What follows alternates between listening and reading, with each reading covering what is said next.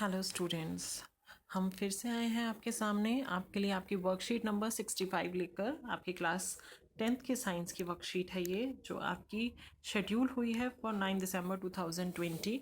और आज स्टार्ट करने जा रहे हैं हम आपका एक नया chapter, that is how do organism reproduce.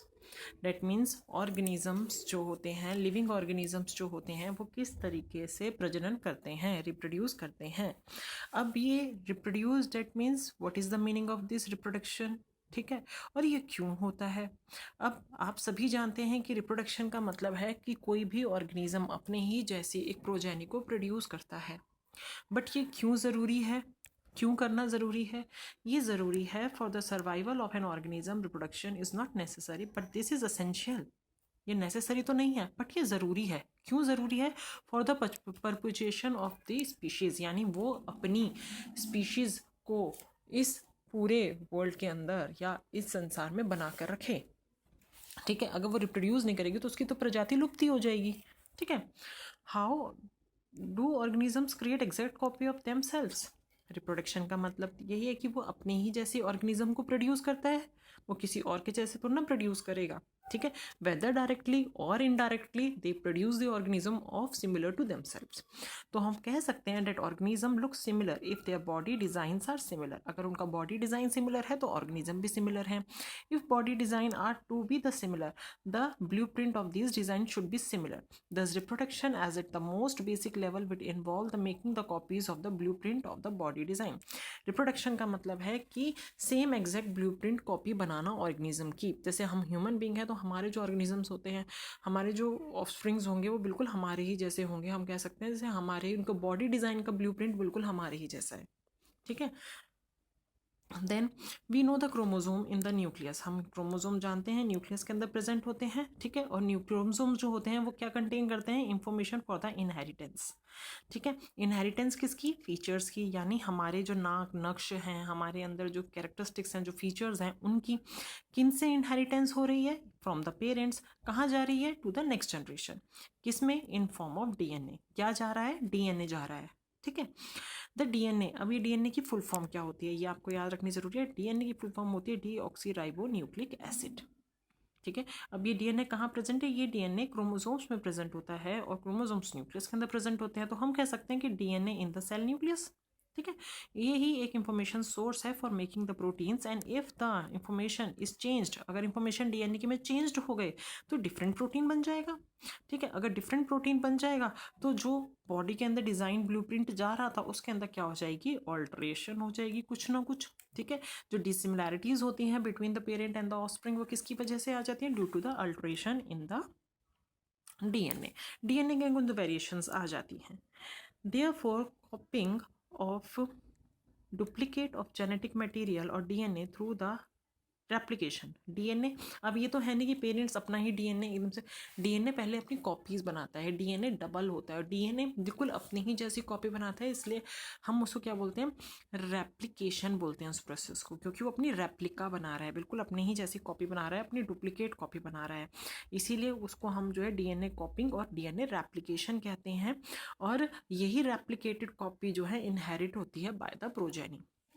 The process of DNA copying bring some variations, क्योंकि कॉपिंग करते हुए क्या होता है, कुछ ना कुछ गलती हो जाती है। भाई आप लोग अगर कभी किसी की कॉपी पे से कुछ कॉपी कर रहे हो, उतार रहे हो, सेम लिखते लिखते बीच में कुछ गलती हो जाती है ना, है ना। तो सेम वैसे ही जब डीएनए अपनी कॉपीज बना रहा है, तो जब वो अपनी कॉपी बनाता है तो बीच में कुछ वेरिएशंस आ जाती हैं। ठीक है, हर टाइम, हर बार वो कॉपी बना रहा है, हर टाइम कुछ ना कुछ वेरिएशन आ गई, एक छोटे से बेस पेयर की वेरिएशन आ गई। और यही जो है क्या लीड करता है? These are the basic of evolution. क्योंकि ये छोटी छोटी वेरिएशन होकर ही जो है एक टाइम ऐसा आता है बहुत मिलियंस और बिलियंस ईयर्स बाद कि कोई एक नई वेराइटी प्रोड्यूस हो जाती है। ठीक है, इवोल्यूशन हो जाता है उसके अंदर। तो the surviving cells are similar to but substantially different from each other. कुछ ना कुछ डिफरेंस आ जाता है उनके अंदर ड्यू टू वेरिएशन। और ये वेरिएशन कब आता है? Due to the replication of the DNA. And this inbuilt tendency for the variation during the reproduction bring variations. और इसी वेरिएशन की वजह से इंडिविजुअल्स के अंदर भी वेरिएशन आ जाता है, चाहे वो सेम स्पीशीज़ के हों। ठीक है। अब हम ये तो ना कह सकते हैं कि भाई फादर और मदर के से जो है प्रोड्यूस हो रहा है ऑफस्प्रिंग वो बिल्कुल फादर जैसा ही है, भाई बॉडी डिज़ाइन सेम है, बट कुछ ना कुछ फीचर्स में थोड़ा बहुत चेंज आ जाता है। एक तो दोनों के डीएनए से मिलके बना है और उनके मिलने से कुछ डीएनए वेरिएशन की वजह से फीचर्स के अंदर कुछ चेंज आ गया। ठीक है, तो स्पीशीज सेम है बट इंडिविजुअल के अंदर कुछ ना कुछ वेरिएशंस आ जाती हैं, and this actually is useful for ensuring the survival of this species. But ये जो रिप्रोडक्शन है और ये जो वेरिएशन है ये ज़रूरी भी है, क्योंकि ये वेरिएशन कई बार बहुत एडवांटेजियस हो जाते हैं, काम कर जाते हैं due to the changing environment. अगर एनवायरनमेंट चेंज हो रहा है और ये वेरिएशन कुछ ऐसी हुई कि वो अपकमिंग एनवायरनमेंट के अंदर जो है ऑर्गेनिज्म को बेनिफिट दे सकता है, तो ऑफ कोर्स ये जो है इस स्पीशीज का सर्वाइवल को इंश्योर कर जाता है। ठीक है बच्चों, इसके बाद हमारा है वेरिएशन के ऊपर कुछ पॉइंट्स पढ़ लेते हैं, then we read the reproduction. ठीक है, अब ये वेरिएशन क्या है, हम इतनी देर से डिस्कस कर रहे हैं वेरिएशन आती है, बट ये वेरिएशन जो आ रही है इसकी इम्पॉर्टेंस क्या है। अभी हमने पढ़ा कि जो वेरिएशन आ जाती है ये जो है एडवांटेजियस भी हो जाती है। तो population of the offspring fill well defined place on niche of the ecosystem. Niche of the ecosystem यानी हम जैसे हम हैं, ठीक है, हम भी एक ऑर्गेनिज्म की पॉपुलेशन है, हम सब मिलकर भी हम भी जो है इस प्लेनेट के ऊपर, इस अर्थ के ऊपर एक पूरे इकोसिस्टम के अंदर हम भी अपना एक निक बनाए हुए हैं, अपना एक हैबिटेट बनाए हुए हैं। ठीक है, using the ability to reproduce. ठीक है, हम अपनी एबिलिटी को यूज़ कर रहे हैं, रिप्रोडक्शन एबिलिटी को। ठीक है, the consistency of DNA कॉपिंग during reproduction is important for the maintenance of the body design.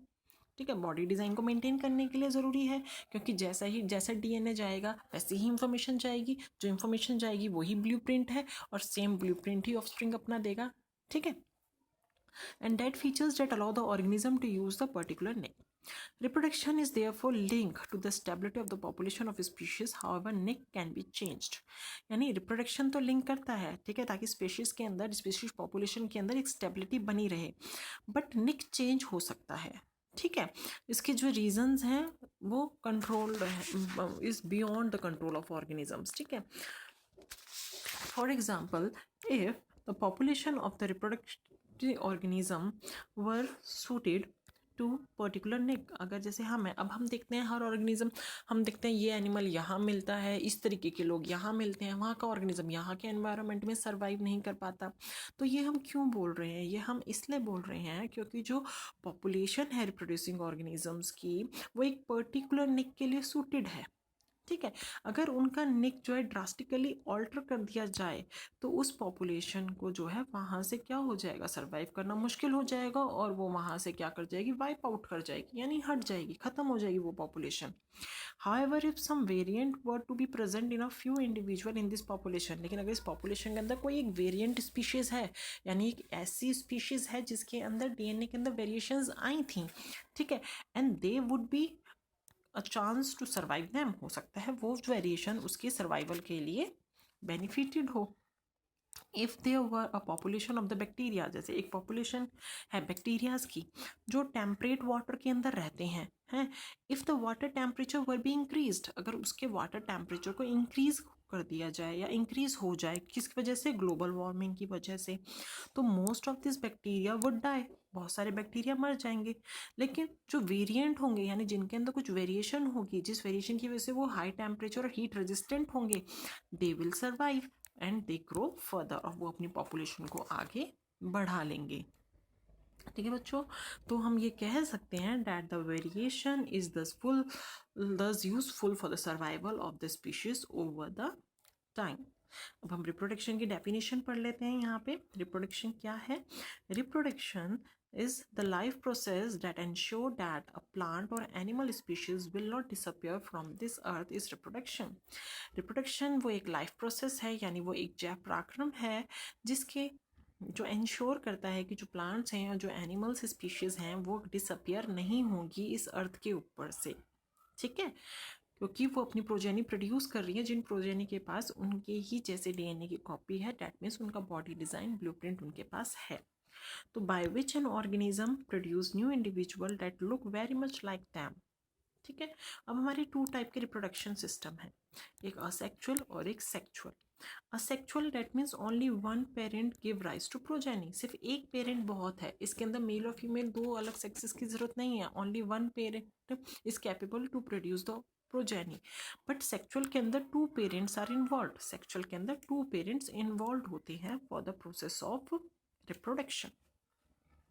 Asexual के अंदर DNA, no fusion of DNA involve, DNA fusion होता ही नहीं है। फ्यूजन डेट मीन्स पापा का डीएनए और मदर का डीएनए फ्यूज नहीं होगा, फादर और मदर का, नो फ्यूजन रिक्वायर्ड, क्योंकि एक ही पेरेंट केपेबल है।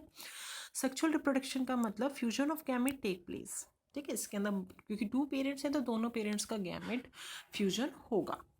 Offspring produced are almost identical to the parents, क्योंकि बिल्कुल एक ही पेरेंट से बना है तो कोई ऑल्ट्रेशन हुई नहीं, उन्होंने सेम अपने आप को ही प्रोड्यूस कर दिया पाया असेक्सुअल मीन्स। बट इसके अंदर डिफरेंट आ जाता है प्रोजेनी में due to the variation which are caused by the alteration in DNA, ठीक है, वाइल कॉपिंग और वाइल रेप्लिकेशन। चलिए ये बहुत अच्छा था। अब इसके ऊपर हम क्वेश्चंस कर लेते हैं। पूछा जा रहा है आपसे, name the life process that ensure that the plant और animal species will not disappear from the earth. तो वो हम बता ही चुके हैं, वो क्या है आपका रिप्रोडक्शन, रिप्रोडक्शन ही वो लाइफ प्रोसेस है। तो ये आपका फर्स्ट आंसर हो गया। What is the importance of DNA कॉपिंग in reproduction, DNA की कॉपिंग की इम्पोर्टेंस क्या है। डीएनए कॉपिंग की इम्पोर्टेंस ये है कि यही इसका ब्लूप्रिंट ही जो है प्रोजेनी के पास जाता है, ठीक है। आप यहाँ पे देख सकते हैं, यहाँ पे डीएनए कॉपिंग की इंपॉर्टेंस दिखाई गई है, ये रहा, ठीक है। That the process of DNA copying bring some variation each time and which is the basis of evolution. ये आपका आंसर नंबर 2 हो जाएगा, ठीक है। उसके बाद वापिस आते हैं हम क्वेश्चंस पर। Why is variation beneficial for the survival of the species, variation जो है बेनिफिशियल क्यों है for the survival of the species, ये हम यहाँ पढ़ चुके हैं, हम रीज़न यहाँ से एक्सप्लेन कर सकते हैं। That suppose if there were the population of bacteria temperate region, तो जो वेरिएशन है may they are resistant to grow further, ये हम लिख सकते हैं, ठीक है, क्योंकि चांसेस टू सर्वाइव हम यहाँ से मेंशन कर सकते हैं। Answer number 3। फिर आ जाता है आपका defined reproduction and it's type. तो ये रहा आपका रिप्रोडक्शन एंड इट्स टाइप, तो ये आपका पूरा आंसर नंबर 4 है। क्वेश्चन 5 आपसे कहता है, if an organism is reproducing without fusion of gamete what type of reproduction it show. अगर फ्यूजन नहीं होती, विदाउट फ्यूजन, तो मैं आपको बता चुकी हूँ बच्चे, ये असेक्सुअल टाइप रिप्रोडक्शन होता है। फिर है right the source of making protein in the nucleus of a cell. Source of protein making क्या है, वो भी आपको बता चुके हैं, डीएनए ही आपका सोर्स ऑफ मेकिंग प्रोटीन है, ठीक है। ये आपको यहाँ पे मेंशन किया गया था सोर्स ऑफ प्रोटीन के लिए कि डीएनए ही आपका प्रोटीन बनाता है। ये रहा, the DNA in the cell of nucleus is the information source for making protein, if the information is change the different protein will be make. तो ये आपका लास्ट क्वेश्चन का आंसर हो गया, ठीक है। तो आई होप आपको ये वर्कशीट समझ में आई होगी, अच्छी भी है, इंटरेस्टिंग भी है, ठीक है। Till then thanks for watching.